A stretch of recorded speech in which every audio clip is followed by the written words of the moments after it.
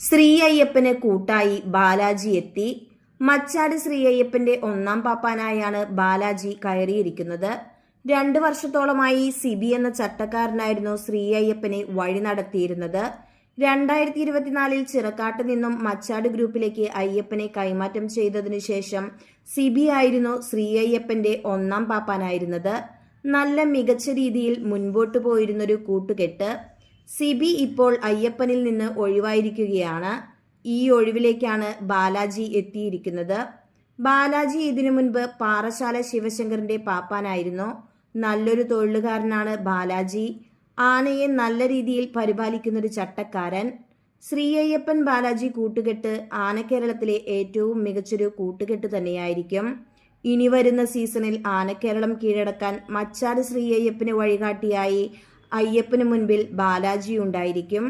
പുതിയ കൂട്ടുകെട്ട് ദീർഘനാൾ നിലനിൽക്കട്ടെ.